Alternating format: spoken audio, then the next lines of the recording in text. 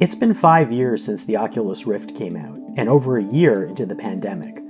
Facebook's plans for VR and AR are ongoing, and the Oculus Quest 2 has sold more than previous VR headsets before. At the same time, most people are not buying or wearing VR headsets. Where does the future head after this? And what are Facebook's plans? With social, with fitness, with kids, and with the possibilities of a Quest 2 successor. I sat down with Facebook's Mark Zuckerberg and connected over Zoom for an audio-only chat. This is our conversation. Mark, I had a chance to meet you, I guess it's not quite 2 years, but it was about a year and a half ago in person at Oculus Connect. And we looked at hand tracking, we talked about VR and AR. And then months later, the entire world changed. It wasn't that long after. I wanted to talk to you now as we look at VR and AR. Have you, in 5 years since the Oculus Rift came out, where do you see VR and AR for you now versus what it was even in 2019? Have things significantly changed, or are there things that you wish were here but still aren't? Yeah, I think it's an incredibly exciting time for this. It's pretty amazing to see how a lot of the aspects of the original vision and what we hoped would play out here are starting to fall into place. And, it's still a long-term journey, right? And there's still just a ton that needs to get done over the next 5+ years to really deliver all the experiences that we want. But there are a lot of awesome pieces that are coming into place, and I'm excited to get a chance to talk about those today. And at the same time, you're right that with the pandemic and more people shifting towards being more remote more of the time, I think that that's just put even more importance on building technologies that give us a sense of presence and that help us feel like we're together and really get to connect naturally, whether that's socially or professionally or for entertainment and playing games. And that's always been the promise of virtual and augmented reality, is that, unlike every other computing platform and type of screen that we've had to date, these platforms give you a sense of presence. Like you're right there with another person or in another place. And that's pretty magical, right? And every other communication tool that we've built up to this point is trying to approximate that. But virtual and augmented reality are the first ones that really deliver that sense of presence. And I think that is going to be increasingly important as the world, I imagine, will stay more remote as we come out of the pandemic. But a lot of the pieces that I guess you and I had talked about before are just kind of coming into place. Well, and you mentioned presence, and I think a lot about social, which you've mentioned more of a groundswell for VR. At the same time, it's not something. I talk to some people and they don't have any VR headset. Other people I know are starting to actually buy them, and I have like a little group that has them. I was curious where you see that right now. Recently, you've mentioned sales number. You don't specifically mention sales numbers, but you've mentioned it coming along, not necessarily being as big as Nintendo Switch. But do you think it's kind of achieved that social level you wanted? Well, we're in the second generation of Quest now, and what I can say is that Quest 2 is doing quite well. It's meaningfully outperforming even what we'd hoped for it. So that's great. And as the second generation Quest, I feel like there was, Quest was where we really cracked the form factor and got it to be a wireless device that can do high quality experiences. I think that when you're talking about virtual reality in the sense of presence, there really is something that's incredibly important about it being wireless. Just because, if you get a wire that's like wrapped around your neck or draped over your shoulder and it's touching you, it really just breaks the whole illusion and sense of presence. And I think it's a big step function forward in terms of the quality of the experience.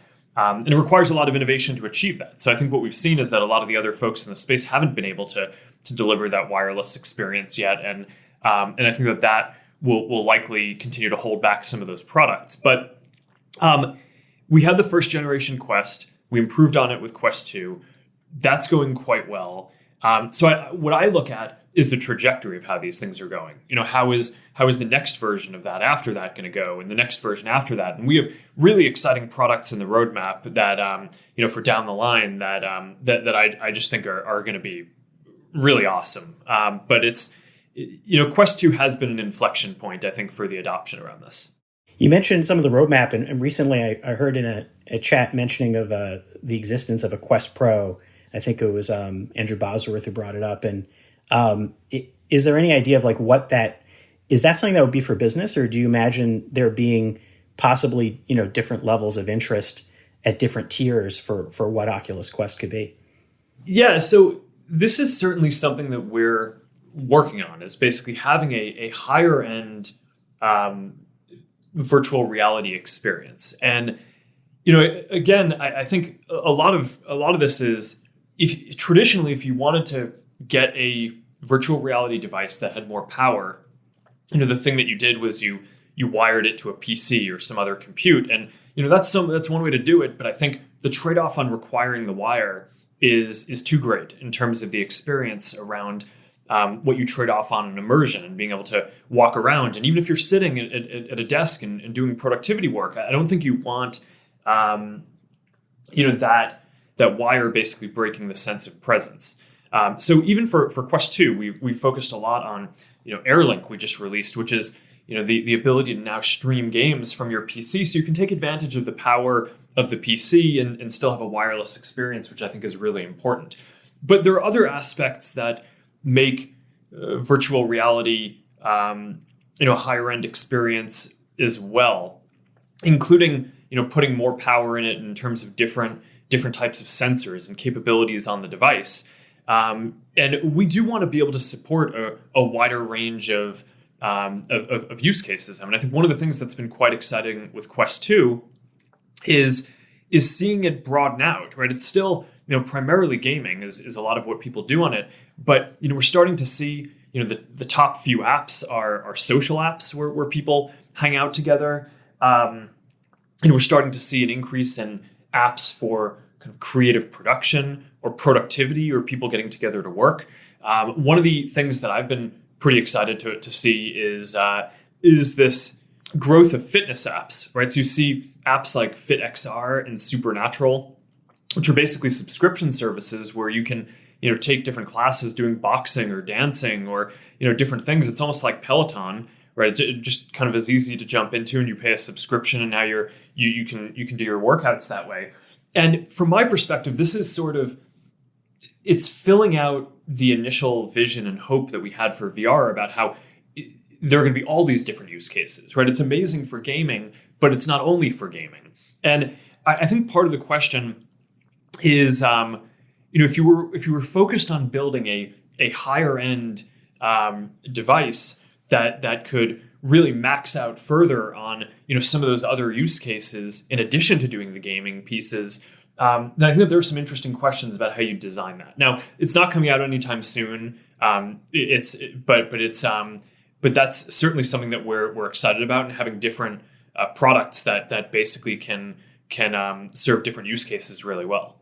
Yeah, when you mentioned fitness, it was an area I definitely wanted to talk to you about because I've been using mine more for that. I see that, it's being positioned for that. I saw an ad in the New York Times talking about it as a fitness device. And I see I believe Facebook is allowing an expense of it as a health and wellness device. Do you use it for fitness yourself? I was curious about if you have a fitness workout or things you use, or have you worked that into your life? Yeah, I mean, I use all these different apps. So I love Beat Saber. I mean, that's one of my favorite things on Quest. I've certainly enjoyed FitXR as well, and I'm a big runner, right? So that's that. We don't quite have that in VR yet. And I'm also a surfer and foiler. So I'd really want us to get a good experience where you can basically do the pumping part in VR, but we don't quite have that yet. But no, I think in all of these things, doing Beat Saber or FitXR, Supernatural. I mean, they're real workouts. And I mean, if I'm in Beat Saber, especially if I'm competing with one of my friends, for half an hour or an hour, I mean, you definitely work up a sweat and you get tired by the end of that. So it's pretty active, and I think it's pretty clear why people really like it. Do you set up any space in your home that's like a dedicated VR zone, or are you where you do these things, or any time of day where you might do workouts with this? I mean, one of the things about Quest and it being wireless and standalone is it is really portable to be able to do it anywhere. So, I mean, I have in our living room and in our basement, sometimes I'll kind of go down there and there's sort of bigger open spaces, but I mean, I'll even just do it in our bedroom, right, where I probably have a more traditional, not particularly huge space to do it, but definitely enough. But again, I think that this gets down to the form factor question, right? And at the time where, getting into the experience, you had to be tethered to a desk or tethered to, or even in the same room as where your gaming PC was, I think was just a bit more limiting for people. And getting it to be more free-flowing, I think is a very big advance in terms of letting people try it on in different places, making it easier to jump in. And I think that's why that's a big part of what we're seeing here, and why we're so dedicated to wireless as the form factor, and in all of the things that we're going to focus on, including the future Quest Pro work that we're thinking about. I think that's just going to be a killer part of it. But I don't know. I guess you also asked about kind of routines. I mean, I have this. I have one group of a bunch of my friends on a messenger group thread, and we it's like our metaverse thread, and we basically every weekend or so, someone pings the thread and is like, hey, do you want to play Onward, or do you want to play Population One, or do you want to play Arizona Sunshine? I mean, those are a bunch of my favorite multiplayer games, and I think that's probably the closest thing that I have to like a real ritual around this is kind of getting together with friends and going to do this, which over the last year, especially during the pandemic when I couldn't see a lot of these people in person, was just really a neat thing to be able to do, and really drove home for me the value of being able to have those kind of social and gaming experiences together. I've been finding I'm sort of getting into the same. When you mentioned fitness and you mentioned sensors at one point, it raises the question for me. Do you think that there's a chance of these fitness apps working more with watches and trackers? I know you're working on wrist tech for neural inputs and AR. And does that open doorways for VR and in looking at even more of a wellness and wellness studies direction for what fitness can do? Yeah, I think that these are all really interesting questions, and we are certainly working on the neural interfaces part and the wrist interface around that. And our hope is that eventually that works across virtual and augmented reality and will be valuable across all these things. But yeah, I mean, getting back to your question around Quest Pro, there are a lot of sensors that would add different senses to basically to the overall experience, right? So we've talked a bit about things like eye tracking and face tracking, and you're talking now about things like different health sensors, whether that's heart rate monitoring or the different other kinds of fitness sensors that you might have on a fitness watch. And I think the basic thing that these all have in common is that each of them takes additional compute power to power the thing. And the whole device needs to be tuned for that. So if you want to basically have a device over time that is just capable of all of these more things and is running an increasing number of sensors, you need to get to kind of higher and higher end devices. And then the question for us is going to be, well, how do we innovate on kind of what that's going to look like and be able to deliver something that's a high-end product? And then also, how do we get it to be something that is really affordable for a very wide number of people, right? Because our mission as a company is really to help, connect everyone, right? It's, and our approach to VR is that, rather than building a device and trying to sell it at a premium and make a bunch of money on the device, what we want to do is build a great experience and make it so that as many people as possible can experience this and can be part of this metaverse. And And then at the end of the day, we build experiences that are part of that, and that'll be the long-term business that we do. So I think the innovation on the sensor side, the compute side, to make sure that we can build devices that power these, both at the high end and devices that can be broadly available to everyone. That's kind of a big part of what we're focused on over the next 5 years. And it sounds like affordability is a big part of that too. When you mentioned, not climbing too high in price. I mean, already the Quest 2 has reduced price and it gotten to a point where it's game console level, which is not something that other companies have been able to hit yet.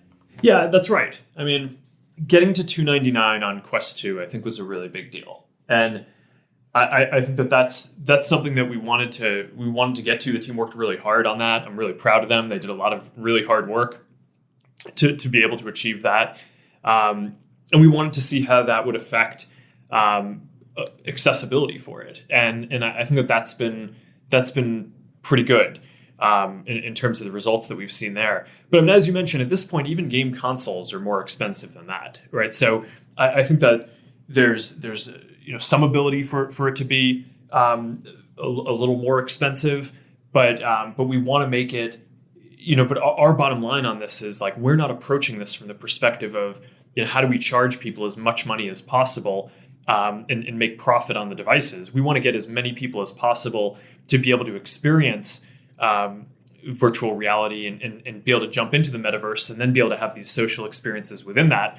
And then that's really kind of where our bread and butter as a company is in terms of building those experiences. And that's also what our business is. So, and speaking of social, because I think about that a lot too. You just launched a revamped version of social avatars, Horizon, which is kind of seems like Facebook's metaverse, keeps approaching. Have you been spending time inside? I've had 2 demos in Horizon over the past couple of years, but I was curious if you're spending time in there and what you might be doing in it, and whether that might be heading towards a launch. Yeah, this is a big project for us because there needs to be a social fabric that goes across these all of the different layers of virtual reality. And that's what we hope to do with Horizon. So part of it is we're building this environment where individual creators can create worlds and you can hang out with your friends. Part of it is we're building out this avatar system that is going to get increasingly expressive on the one hand, and then, if you want, also increasingly realistic. Although I think not everyone wants to be exactly realistic over the time, so you want to kind of offer both expressive and realistic. And there are all these different services of this, but basically that's a big part of what we want to do around Horizon. It also spans. It's not just social use cases. It's not just gaming. I think it's also going to be work and collaboration and productivity. And, that's a big thing that we've focused on. And there's some interesting experiences in virtual reality now. But I have to say, I mean, one of the things that I've been excited about is we, start thinking about what the policies are going to be around how, employees start returning to the offices, after the pandemic clears up. One of the things that I hope is that, going forward at Facebook, in addition to doing video conferences and stuff like that, I want to, basically have our culture be that, a lot of our employees are holding meetings in VR, in something like Horizon. So that way, every employee at the company is kind of contributing to, giving feedback, helping to tune and make those experiences better and better so that way they can serve all these different use cases. It was, from the beginning when we got interested or got started working on virtual reality, a lot of the theory and what we saw was, what virtual reality is really about, the sense of presence, and therefore it's about social connection more than it's about, just whatever the technology is. And I would expect that as these things get built out more, and whether it's just use cases for hanging out and chatting or, playing different things together or working together and collaborating, I would bet that those will be a lot of the biggest uses of this over the long term.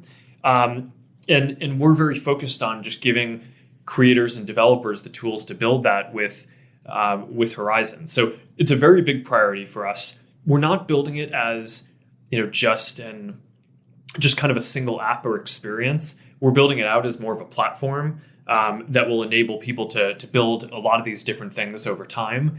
And that's why it's, we're building it methodically and step by step. And, maybe it's taken a little longer than we would have thought to kind of have its first kind of major completely open release. But it's a very important part of what we're doing in the whole vision here. And I think it'll play a big role towards helping to build out this broader metaverse that will go across, all of virtual and augmented reality.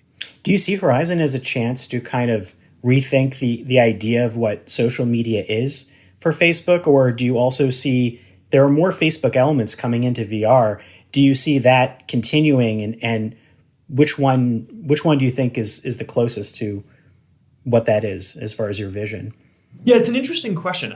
I certainly think that this is going to rethink how what kind of our perception of social experiences are. I mean, you asked about social media specifically, but I think social media is one category of social experiences, right? I don't know if you'd consider, for example, WhatsApp to be social media in the same sense that you would say that Facebook or Twitter or YouTube are.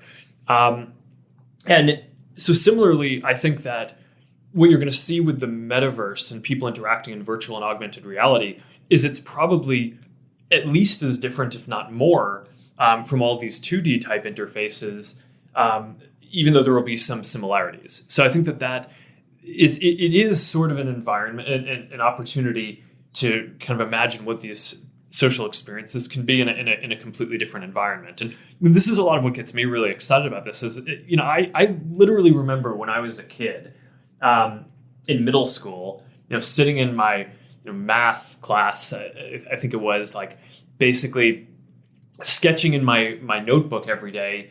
I just kind of dream while the teacher was going on and lecturing about something about what I wanted to go home and build and code that night. And I didn't, the tools didn't exist yet to do this, but like the ultimate thing that I really hoped to do one day was build out this kind of 3D immersive world where people can build different things. And I feel like now that's starting to become possible with all this technology.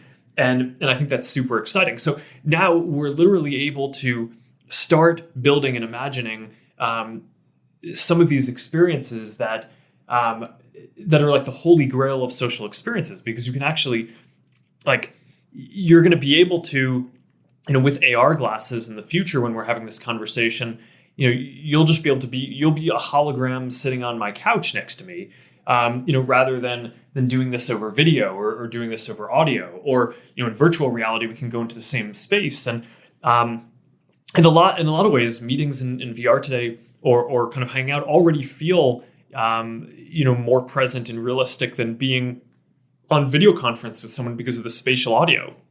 Right? If someone's to your right, you hear it coming from the right. You have a shared sense of the space, which you don't when you're on, say a Zoom call, for example, where everyone's grid is a little bit different and all your meetings kind of look the same. So I do think these social experiences here are going to be different, but pretty awesome. And I think getting a chance to build that from the ground up, not within sort of a box or platform that's defined by other companies who have their own sense of what a computer or a phone or something are, but really getting to design that whole experience from first principles around how people should be able to be present and connected with each other, I just think it's a lot of the most exciting work that we're doing. Well, and I think about that excitement you bring up, dreaming this as a kid.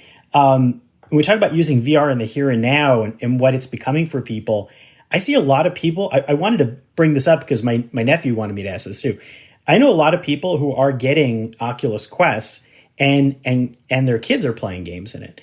And it's interesting because I know there's no Facebook account set up for under 13, but kids are really excited about it. Kids are learning a lot with it.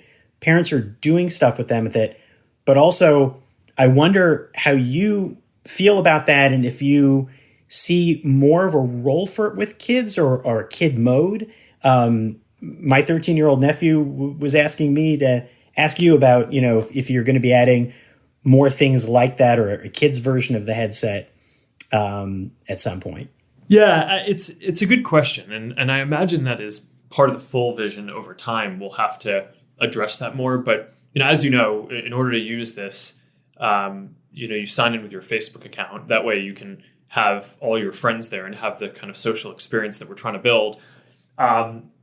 But you can't have a Facebook account if you're under 13. So I think it's probably quite a ways off that we'd really build something like this. And there are also some, I think, pretty fundamental physical challenges with it, right? In that, the device is designed for people who have a certain IPD or interpupillary distance range. So how far apart are your eyes?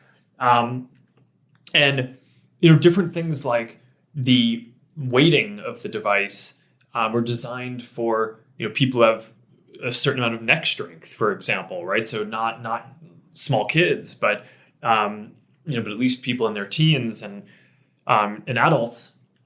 And those are things that I think will have to be overcome before you design even just hardware that I think really makes sense for younger kids to be wearing for an extended period of time. But it is certainly interesting. I think over the long term, education is certainly going to be one of the really promising verticals here. And we already see, and I hear these stories all the time about, in kind of higher ed examples. I heard about this program where some heart surgeons were being trained to do this, and I think that there was actually some an experiment that was run comparing heart surgeons who were trained doing basically with the training in 3D, so that they can see the heart and see some of the things that they were doing, compared to people who had just been in lectures and experienced it in a more theoretical way. And my understanding is that the people who had the VR training generally performed better, which is, that intuitively makes a lot of sense. So giving people the ability to do things hands-on and to experience them, I think is going to beat being lectured to or just reading a book a lot of times in the future. And I think there are opportunities to build those kind of educational experiences, not just for the youngest kids, but even today, teens can use this, and people who are doing higher education can do this. And there are even opportunities to do this in ways that are not traditionally what you'd think about as education. Right? One view on communication technology is that they're basically technologies around sharing a perspective. Right? It's like some people describe books that way. It's basically books are a technology for kind of sharing a perspective and kind of trying to internalize someone else's perspective. And certainly film and other things try to do that well, but in a lot of ways, I think virtual reality is the ultimate in that, because it literally lets you, embody someone and walk in their shoes and experience some of what they're actually seeing and feeling around them. So I think that's going to be pretty powerful for not just kind of school type learning, but culture and just sharing each other's experiences and getting more empathy for what other people are experiencing around the world as well. Yeah, I should say my kids are 12 and 8, and your kids are much younger. I don't use VR that much with them at all, but I was curious if you ever thought of a moment when you might use VR with your kids, or have you thought about, is that something that you would use at them at some point? Yeah, no, I haven't done that yet.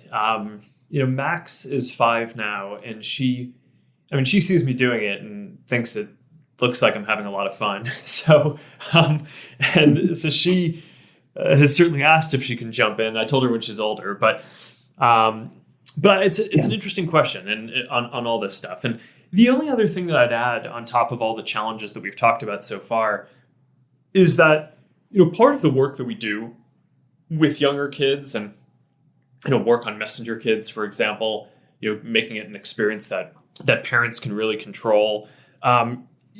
We do a lot to consult with experts and to make sure that we're doing this in a good way. So I don't think this is ever going to be something that, we here at Facebook just decide here is how it should be for younger kids, and therefore we're going to go do it. This will be something that, this is not the top priority or near priority anytime soon. There's a lot of other challenges that I think we need to solve to help expand virtual reality and help more people experience this. But I do think you're highlighting what I think, in kind of a 10 to 20 year future is, I think people are going to want to use this in this way. And I think we'll approach that by being more open with the community of educators and experts and really taking their lead on what the right way is to approach this. Yeah, I think about it mainly right now because I have friends literally reaching out to me all the time and asking me for advice. And then I'll say to them, it's not technically recommended for that, but then they're still using it anyhow, like a game console. And I'm thinking of the best way to help them, despite them pushing on. So it seems like it's been pushed into the forefront. It's an interesting question. Yeah, definitely. So I also want to ask, when you mentioned work in VR and aiming to get Facebook to work in VR, is there a certain is that happening right now, or do you find that you're doing certain types of work in VR, or are you setting up a sort of a routine for that with people right now? Well, I think that over the next several months, some more people are going to start coming back into the offices, especially as vaccines ramp up, and we're trying to figure out what the new rhythm is going to be. So, I think that can be that's part of what I'm trying to figure out exactly how that's going to all fit together. But, for example, you can conceivably have a meeting that's hosted in virtual reality where some people who aren't in virtual reality can video conference in and be a part of the meeting. Just like if you were in a physical meeting, you could have a screen and people could be on that screen. So I think being able to make it so that as many people who are not together can feel like they're present. And I think virtual reality can be a big part of that. That to me seems like a good direction for us to go in. And then given that this is such a big focus for our company, I really believe in dog fooding your own products, or dog fooding is, I guess, our technical term for eating your own dog food, which is by itself a technical term, which is basically saying if you're in the middle of building out a product, what the best practice is to use your product all the time. And if we want to get this to be better and better, then I do think we will be well served by having a lot of people inside the company and outside use it. But yeah, I mean, some of the meetings that I've had in virtual reality so far are it's pretty good. It's interesting and it's different from video chat calls. And I'd say just to start off and be fair on some of the places where it's not as good right now are obviously if you're on a video call, you can get a little higher resolution on the person's face. So we don't quite have perfectly realistic avatars yet in VR in the way that we do if you're on a Zoom call, for example. But there's technology that we're working on that will hopefully get there over the coming years. But then I think that there are all these things that are actually quite a lot better about meeting or being present in VR than even Zoom calls today. I mean, I mentioned this before, but a lot of how we as people process and even remember things is through a shared sense of space. So if you're sitting in a room with someone, if you're on my right and we're sitting on a couch, we have this shared memory where it's like, all right, I remember that you were kind of sitting next to me. You're on my right on the couch. And if you're on my right, then that means I'm on your left. So we kind of have a shared sense of what's going on in the space. And all of our different memories, my visual memories of thinking of I'm turning to my right and seeing you. My audio memory is I'm hearing the audio come from the right. It's that stuff I think all ends up being pretty important in terms of imprinting memories and feeling like this is a real experience where you're present in a space together. And you don't get that on video calls today. And I think it's actually pretty interesting. I find that when I'm on a bunch of video calls, they all kind of blend together, and I have a hard time remembering exactly which call, something was said on, or it's just kind of harder to place it because there's no real sense of space, and there's certainly no shared sense of space. And if you're saying something, it's not coming from my right or my left, and if you're kind of in my upper right-hand corner on my Zoom screen, that doesn't mean that I'm in any particular place on yours. There's no shared sense of that at all. So I actually think that even though the avatars aren't quite fully defined yet, although we did just roll out the new avatar system, which is pretty good and is certainly a big step in this direction. Even without that piece kind of fully being in its final state yet, I still think that there are a lot of advantages to to kind of the presence that you get in virtual reality compared to the other modes of communication that we have. And I think that if we're already there with the fidelity of experiences that are possible today, to me, that just says, wow, in 5 years, this is going to be, clearly better on almost all these fronts for a lot of the things that we do. I just want to say thanks a lot for the time to talk to you about this. I feel like I have so many more questions to ask, but I'm excited to see where Quest evolves too, and very curious about Horizon. Thank you for the time. Happy to do it, and looking forward to showing you some of the new stuff we have coming out soon too. Yeah, likewise.